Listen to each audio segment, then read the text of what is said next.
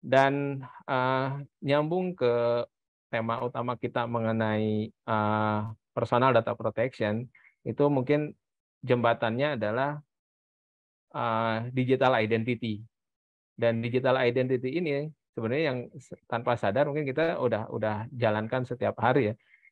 Untuk bisa login itu kita perlu email, perlu nomor handphone, ada kredensial kita sebagai wakil kita di platform digital.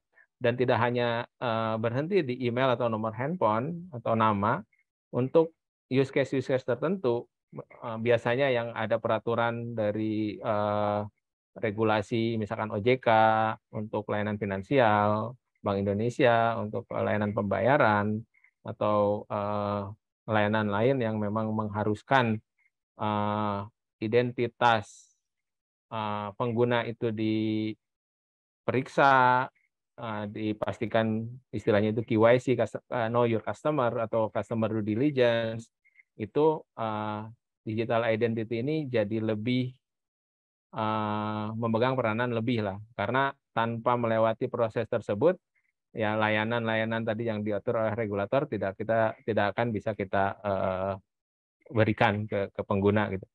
Jadi mungkin long story short, untuk heat map ini mengerucut ke digital identity yang memegang peranan sangat penting di area customer journey, mulai dari onboarding, lalu login dan ordering transaksi gitu.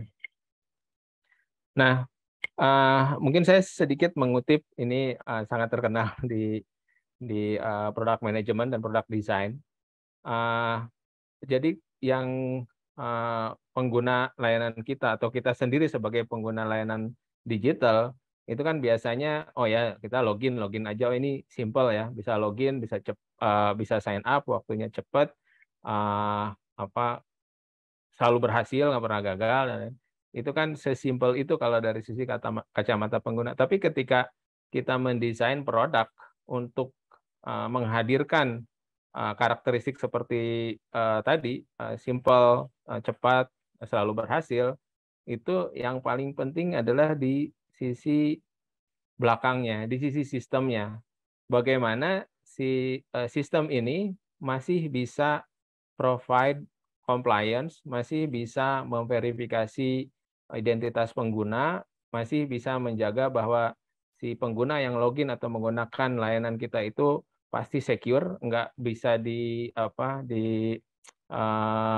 kalau istilahnya impersonate oleh orang lain. Jadi orang lain yang menggunakan akun pengguna lain itu semua proses itu bisa dihadirkan ke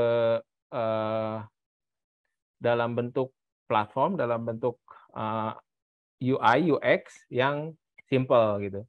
Jadi kembali lagi ketika kita bangun produk, ujung-ujungnya kita ngarepin UX yang simple, tapi sebelum sampai ke desain UX yang simple tersebut, checklist-nya di depan harus sudah dipastikan, oh ini comply nggak?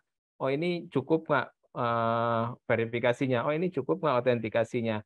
Oh ini processing-nya bisa secepat dalam hitungan detik nggak? Dan lain-lain itu yang ditelusuri, dan itu justru yang lebih penting gitu dalam mendesain produknya.